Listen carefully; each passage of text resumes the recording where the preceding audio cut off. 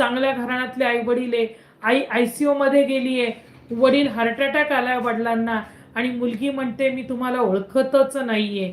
म्हणजे मुलींना ह्या गोष्टी लहानपणापासून शिकवा.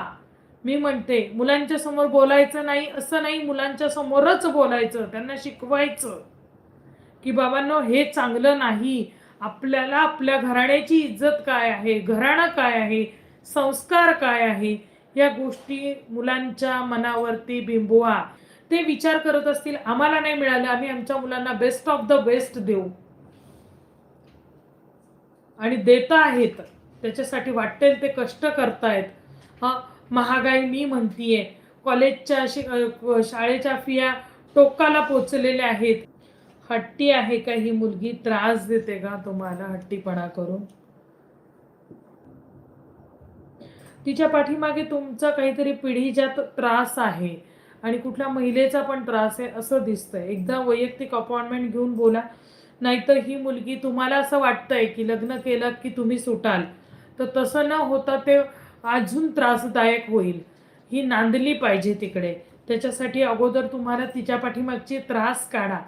काय तिच्या पत्रिकेत आहे का, तिच्यामध्ये काही आहे का ते बघा आणि मग लग्न करा. नाही तर उपयोग नाही, आणखीन डबल त्रास वाढायचा, पाहुण्या रावळ्यात अजून इज्जत जायची तुमची. ठीक आहे, थोडंसं मुलींकडे लक्ष द्या. जे कोणी माझ्या लाईव्ह मध्ये बघत आहेत मला आत्ता, चांगल्या चांगल्या घराण्यातल्या मुली पळून जात आहेत, थोडंसं लक्ष द्या आपल्या मुलींकडे. वेळेत लग्न वेळेत करा असं मी म्हणीन. फार उशिराही करू नका आणि फार लवकरही करू नका.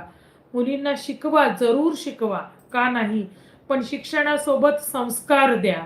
कारण मुलींना संस्कार नाही. आज तुम्ही रोज लोक माझं लाईव्ह बघत असाल, माझा आज चेहरा तुम्हाला असं सुकलेला दिसत असेल किंवा नाराज वाटत असेल मी तुम्हाला आज, कारण मी आज ज्या मुलीची कन्सल्टिंग घेतली ना तेव्हापासून माझं मन नाराज झालेलं आहे.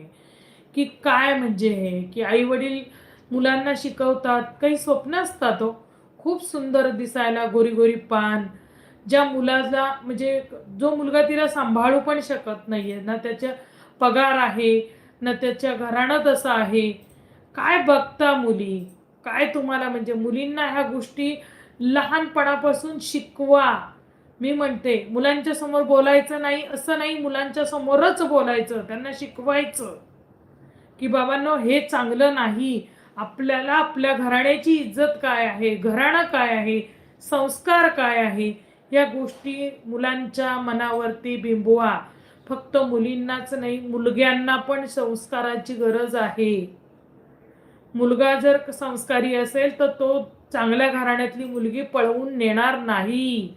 तो म्हणेल की तू दोघांनाही, तुझेही आई वडील माझेही आई वडील, आपण सगळे बसू आणि मग निर्णय घेऊ.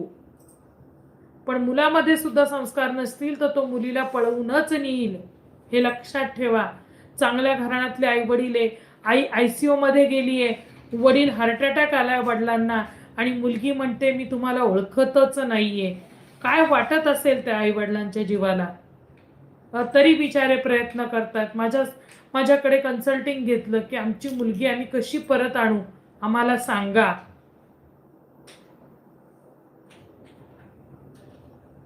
काय आहे हे? थोडं लक्ष द्या मुलांकडे.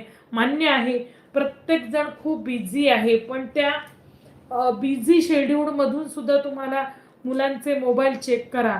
कोणाचे फोन येत आहेत, कोण वारंवार बोलतंय, कोणाचे मेसेज येत आहेत मुलीला, मुलगी बाहेर गेल्यावर काय करतीये, कोणाच्या संगतीमध्ये आपली मुलगी राहतीये, ह्या गोष्टींकडे थोडंसं लक्ष देण्याची गरज आहे. पैसा खूप कमवाल. कसं आहे सांगते, आत्ताची जी मुलं आहेत नाही, ज्यांची लग्न होऊ घातली आहेत, म्हणजे त्यांचे जे पेरेंट्स होते त्यांना असं वाटतं की आपल्या लहानपणी आपल्याला मोबाईल नव्हते, आपल्याला पाहिजे त्या गोष्टी नव्हत्या, मुलांचे वाढदिवस केक वगैरे साजरं करणं हे आमच्या पिढीत नव्हतं.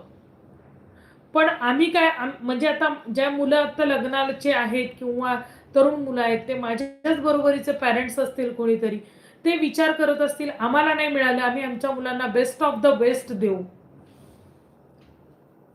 आणि देत आहेत, त्याच्यासाठी वाटेल ते कष्ट करतायत. महागाई मी म्हणतीये, कॉलेजच्या शाळेच्या फिया टोकाला पोचलेल्या आहेत.